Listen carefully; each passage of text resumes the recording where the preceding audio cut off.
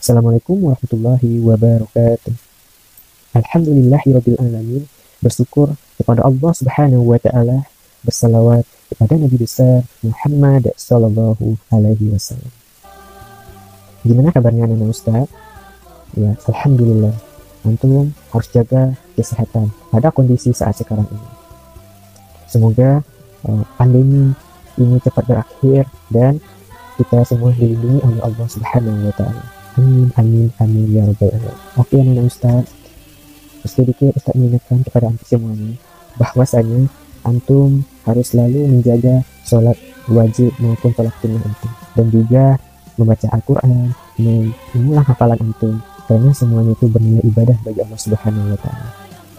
Jadi Ustaz berharap kepada antum semuanya untuk selalu memperbaiki tingkah laku, perbuatan antum, sopan santun antum, baik itu kepada orang tua dan kepada orang yang ada di sekitar antum. Anak-anak Ustaz, kali ini anak-anak Ustaz akan belajar budaya alam Minangkabau dengan Ustaz Ridho.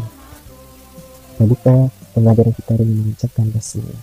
Bismillahirrahmanirrahim.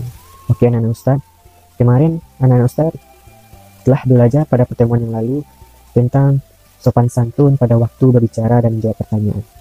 Baik anak-anak Ustaz, sekarang pada pertemuan kali ini Ustaz yang akan menjelaskan kepada antum yaitu tentang sopan santun pada waktu duduk. Oke anak-anak Ustaz, sekarang antum akan belajar tentang sopan santun pada waktu duduk.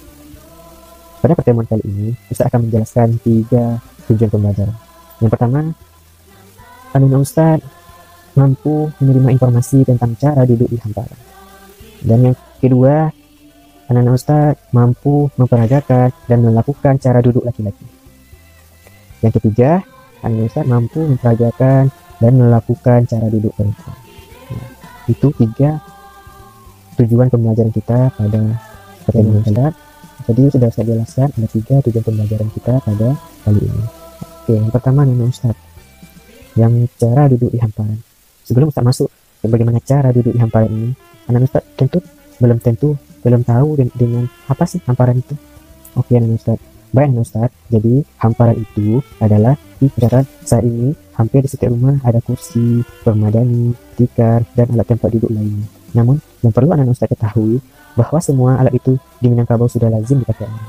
Jadi saat sekarang ini anak Ustaz, kebanyakan di Minangkabau ini sudah ada kursi, sudah ada permadani, dan alat tempat duduk lainnya. Namun anak-anak Ustaz, pada acara tertentu, orang Minang masih sering menggunakan hamparan atau duduk di atas tikar untuk tempat duduknya. Misalkan melewahkan gala, barale, mufakat kaum, ada jemaat. Nah, oleh karena itu, anak-anak Ustaz bagaimana tahu cara-cara duduk di tikar. Nah, itu tujuan pembelajaran kita yang pertama anak-anak Ustaz. Kemudian yang kedua anak-anak Ustaz, nah ini untuk laki-laki lagi.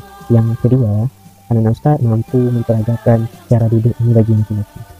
Duduk di tikar bagi laki-laki di Minangkabau adalah duduk baselo atau bersila. Duduk seperti inilah yang disebut duduk beradab. Jadi, gimana sih cara duduk baselo ini?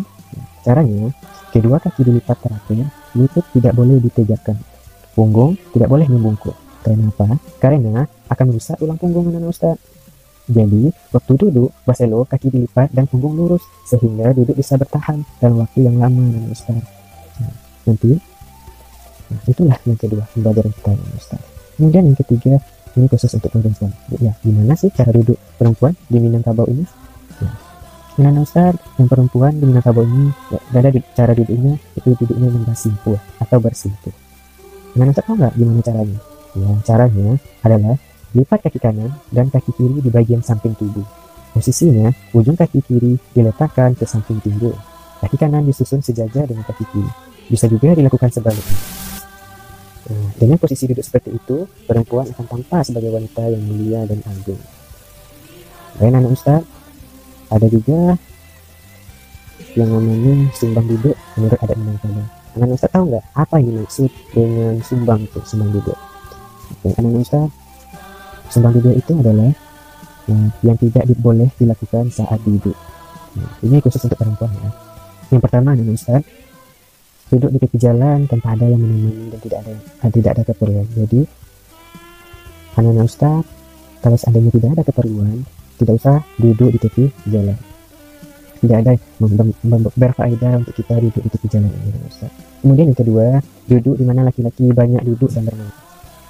Intinya anak Ustaz, untuk poin yang kedua ini, anak-anak Ustaz harus menjauhi hal seperti ini. Kenapa Islam bahkan Islam melarang hal-hal seperti ini? Karena seorang wanita itu adalah yang mulia dan agung. Jadi kenapa kita harus duduk dan di mana laki-laki sedang bermain? Itu tidak diperbolehkan ya anak Ustaz. Yang ketiga, duduk di atas pintu atau kepala tangga sedangkan orang banyak yang hilir mudik di tempat itu.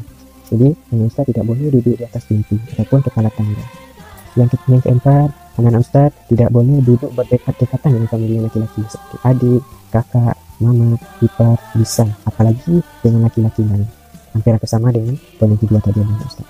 Jadi yang kelima, duduk menyerupai duduk laki-laki seperti biasanya. Jadi yang perempuan tidak boleh duduknya seperti laki-laki. Baiklah anak Ustaz, kita tutup pertemuan kita dengan mengucapkan alhamdulillahirabbil alamin. Saya sudah dengan mengucapkan assalamualaikum warahmatullahi wabarakatuh.